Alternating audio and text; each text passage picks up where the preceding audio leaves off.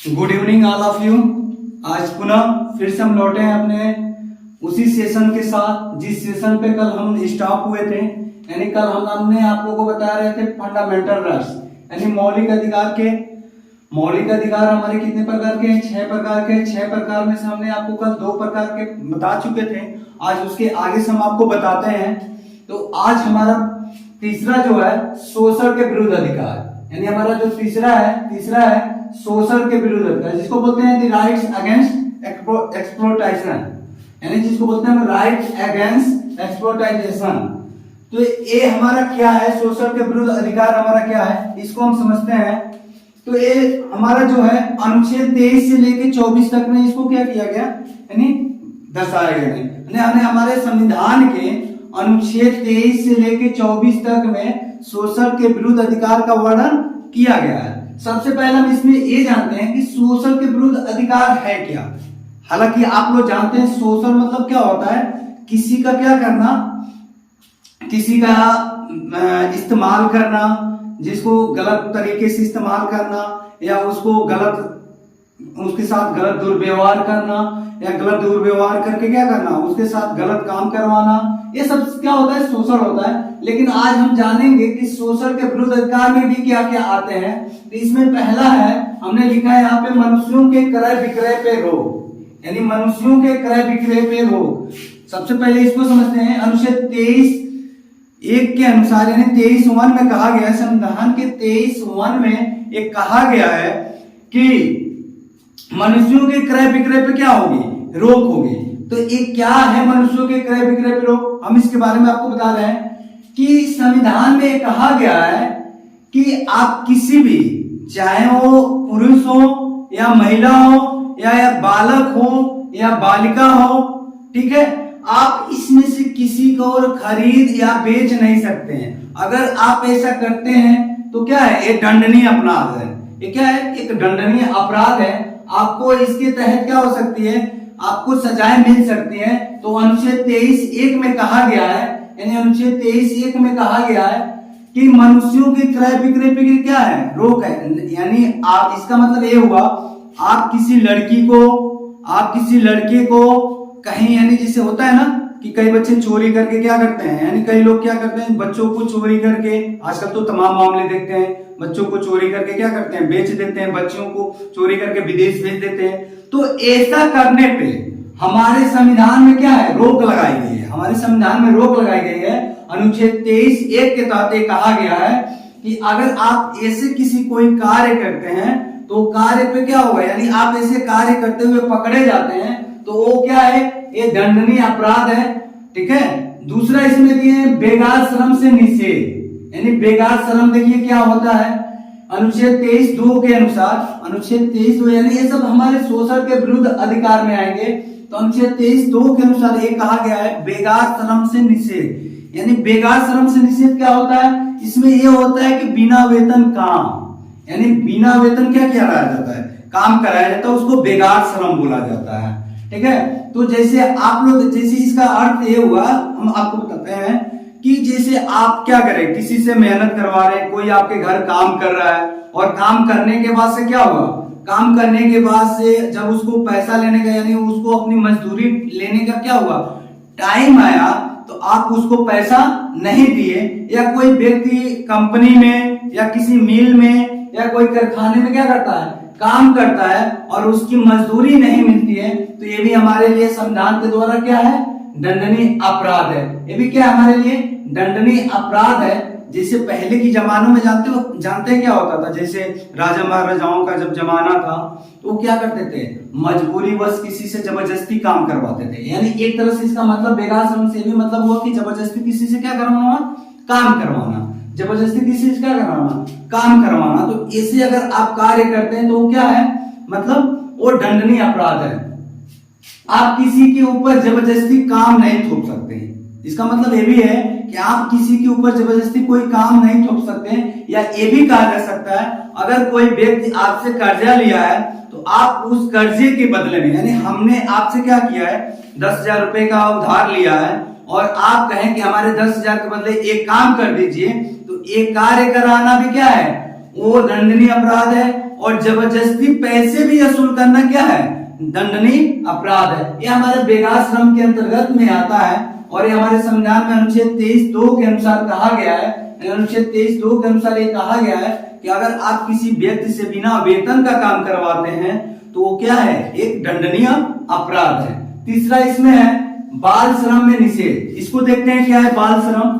बाल श्रम मतलब जो बच्चा, यानी बाल श्रम मतलब बाल मतलब बच्चा यानी लड़का, तो लड़का कितने साल का, 14 साल का। कितने साल का, 14 साल से कम उम्र के बच्चों को, यानी 14 साल से कम उम्र के बच्चे को आप क्या कर सकते हो, कोई काम नहीं करा सकते हैं। क्या कर सकते हैं, कोई काम नहीं करा सकते हैं। यह अनुच्छेद 24 में कहा गया है कि आप किसी 14 साल से कम के बच्चों को ना आप किसी कारखाने में, ना कोई मिल में, ना कोई खान हो, उसमें क्या कर सकते हैं, आप उससे काम नहीं करा सकते अगर वो 14 साल से कम का है। तो ये हमारा क्या है, दंडनीय अपराध है। जिसे आजकल देखते हैं ना, किसी भी रेस्टोरेंट में 14 साल से कम बच्चे पाए वेटर के रूप में होते हैं, यानी वो बर्तन साफ करते हुए मिलते हैं। तो अगर वो बच्चे अगर 14 साल से कम है और जो व्यक्ति ये कृत्य करवाता है वो एक क्या है, संविधान की नजर में वो एक अपराधी है, यानी कानून के नजर में क्या है, वो एक अपराधी है। और वो एक क्या कर रहा है, अपराध कर रहा है। इस अपराध को रोकने के लिए अनुच्छेद 24 बनाया गया। और 24 के अंतर्गत ये कहा गया कि अगर कोई 14 साल से कम का बच्चा है, अगर वो क्या करता है, किसी कारखानों में या मिलों में काम करते हुए पाया जाता है, ठीक है, तो जो कारखाने का मालिक होगा, जो उसका एमडी होगा, उसके खिलाफ क्या होगा, अपराध यानी मुकदमा दर्ज किया जाएगा, नहीं उसको अपराधी माना जाएगा। समझ में आया यहाँ तक। देखिए यहाँ पे एक बार पुनः दोहराते हैं, यानी हमारा शोषण के विरुद्ध अधिकार में 3 आते हैं, यानी 23(1), 23(2) और 24। तो पहला 23(1) क्या है, 23(1) है मनुष्यों के क्रय विक्रय पे रोक। यानी मनुष्य क्रय विक्रय यानी कोई बालक बालिका या कोई आदमी या महिला को आप क्या कर सकते हैं, खरीद बेच नहीं सकते हैं, उसको ना खरीद सकते हैं और ना ही क्या कर सकते हैं, बेच सकते हैं। दूसरा है इसी में 23(2) है जो वो बेगार श्रम में निषेध, यानी बिना मजदूरी दिए किसी से आप कोई कार्य जबरदस्ती काम नहीं करवा सकते। ये हमारा अनुच्छेद 23(2) कहता है। अनुच्छेद 24 क्या कहता है, बाल श्रम निषेध, यानी आप 14 साल से कम उम्र के बच्चों को क्या कर सकते हैं, आप कोई कार्य नहीं करवा सकते हैं। ये क्या है, एक दंडनीय अपराध है। एक कानून के समक्ष आप क्या कर रहे हैं, अगर ऐसा आप कृत्य करते हैं तो एक कानून के समक्ष एक आप क्या है, अपराधी हैं और आपको इसके लिए दंडनीय सजा मिल सकती है। अब आते हैं चौथा, यानी जो हमारा चौथा है मूल अधिकार, धार्मिक स्वतंत्रता का अधिकार। देखो इसमें 4 तरह के अधिकार आते हैं, यानी धार्मिक स्वतंत्रता के अधिकार में 4 तरह के अधिकार आते हैं। और धार्मिक स्वतंत्रता का अधिकार अनुच्छेद 25 से लेके 28 तक में वर्णन किया गया है, यानी संविधान के अनुच्छेद 25 से लेके 28 तक में धार्मिक स्वतंत्रता संबंधी अधिकारों का वर्णन किया गया है। इसमें आता है पहला, यानी अनुच्छेद 25 के तहत अंतःकरण की स्वतंत्रता, यानी अनुच्छेद 25 के अंतर्गत में आता है अंतःकरण की स्वतंत्रता। तो हम जानते हैं कि अंतःकरण क्या है, इसको जानने की कोशिश करते हैं। तो अंतःकरण मतलब ये हुआ, पहले तो ये चीज को देखो, आप कह रहा है कि राइट टू रिलीजियस फ्रीडम, यानी धार्मिक स्वतंत्रता का अधिकार, यानी जिसको हम बोलते हैं right to religious freedom, right to religious freedom. यानी इसमें ये कह रहा है कि हमको धर्म से रिलेटेड इसमें बातें रखी गई, यानी इसमें क्या की गई, धर्म से संबंधित बातों को रखा गया। इसमें पहला है अनुच्छेद 25 के तहत अंतःकरण की स्वतंत्रता। तो हम देखते हैं कि अंतःकरण की स्वतंत्रता क्या है। तो अंतःकरण की स्वतंत्रता यानी हम क्या है, अगर हम हिंदू धर्म से संबंधित है, यानी बिलोंग करते हैं, हम हिंदू धर्म के मानने वाले हैं, और हिंदू धर्म के मानते हुए अगर हम अपने मन में ही मुस्लिम धर्म को मानते हैं या जैन धर्म को मानते हैं या ईसाई धर्म को मानते हैं, अगर हम किसी भी धर्म को मानते हैं तो ये हमारे लिए क्या है, एक आजादी है। हमारी इस सोचने पे या मानने पे किसी की कोई जोर जबरदस्ती नहीं है कि आप हिंदू धर्म है, हिंदू धर्म के हैं, क्यों मुस्लिम धर्म को मानते हैं, तो ये कोई जोर जबरदस्ती, यानी अपने मन से अंत मतलब आप अंतःकरण मतलब अपने मन के अंदर से आप किसी भी धर्म को क्या कर सकते हैं, मान सकते हैं। ये आपको अधिकार दिया गया है। अगर इस पे कोई आपको टिप्पणी करता है या कोई इसको रोकने की कोशिश करता है तो कानून की नजर में क्या है, एक अपराधी है, और वो क्या करता है, यानी वो एक दंडनीय अपराध कर रहा है। दूसरा है अनुच्छेद 26 में, अनुच्छेद 26 में ये कहा गया है सार्वजनिक धार्मिक संस्थानों में प्रवेश की स्वतंत्रता, यानी इसमें ये कहा गया है कि जो सार्वजनिक पहले समझते हैं क्या है। सार्वजनिक मतलब ये होता है ना कि जिसपे सभी का समान प्रकार का अधिकार हो। ऐसी कोई वस्तु जिसमें सारे धर्मों को समान प्रकार का क्या हो, अधिकार हो, उसको सार्वजनिक बोलते हैं।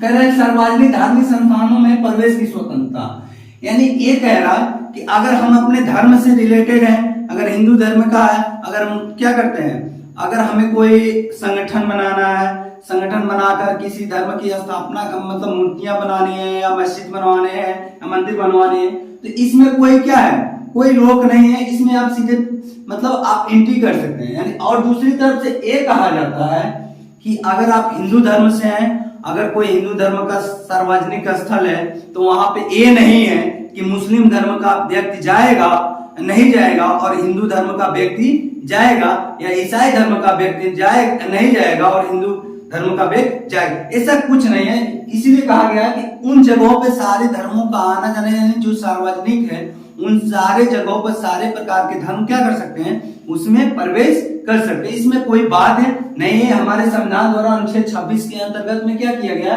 ये हमारा प्रावधान किया गया है कि हम सार्वजनिक धार्मिक संस्थानों पे क्या कर सकते हैं, जा सकते हैं, इसमें कोई रोक नहीं।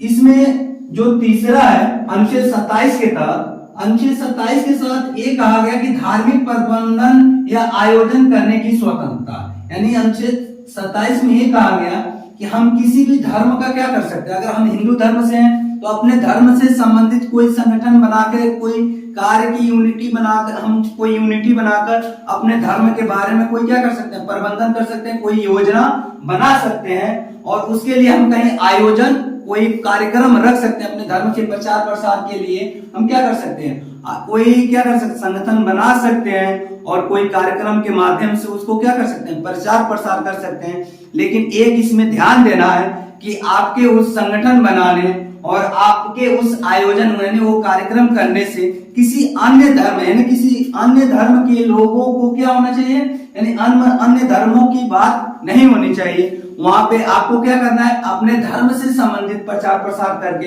यानी एक तरह से ये कहें कि हम अपने धर्मों का प्रचार प्रसार करने के साथ साथ किसी अन्य धर्म की बुराई न करें, और ये रास्ता हमारा क्या हो, अहिंसा के मार्ग पे हो। इसमें कोई ये नहीं कि हम क्या करते हैं, किसी दूसरे धर्म के खिलाफ नारेबाजी करते हैं। अगर ऐसा होता है तो ये हमारी आजादी नहीं है, ये हमारा मूल अधिकार के अंतर्गत नहीं है।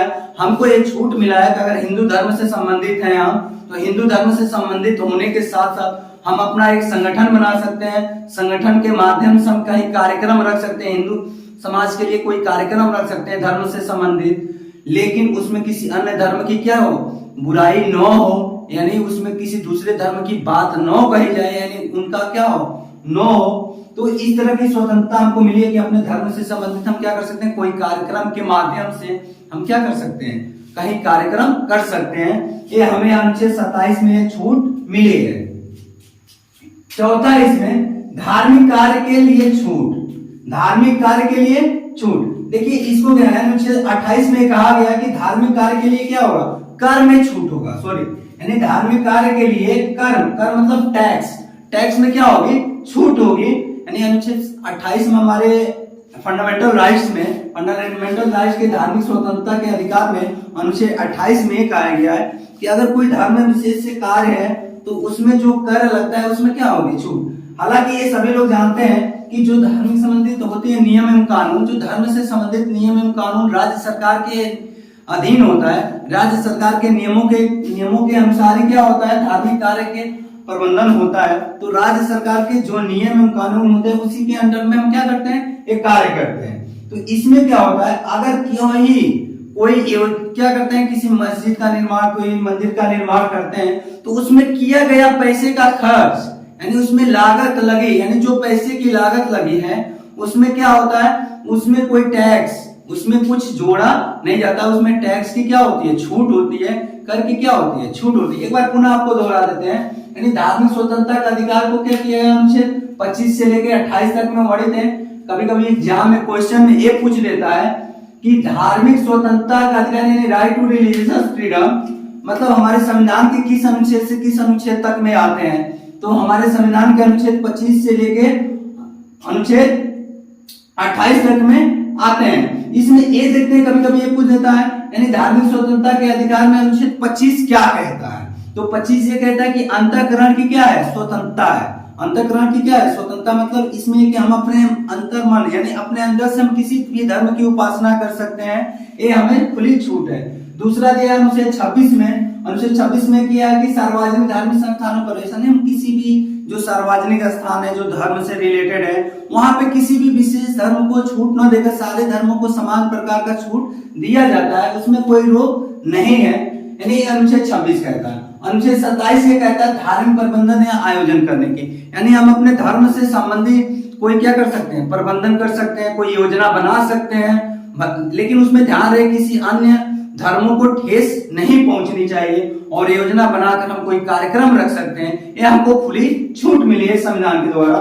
और इसमें ये है, चौथा है इसमें कि धार्मिक कार्य के लिए कर में छूट, यानी हम धार्मिक कार्यों से संबंधित यानी मंदिरों से जाता है और कोई धार्मिक कार्य के लिए जाता है तो उसमें किया गया रुपए का जो खर्च होता है उस रुपए में टैक्स नहीं जोड़ा जाता है, उसमें आपको क्या की जाती है, छूट दी जाती है। आज का सेशन यहीं पे समाप्त होता है, कल फिर से मिलेंगे मौलिक अधिकार के 5वें से। ठीक है, धन्यवाद।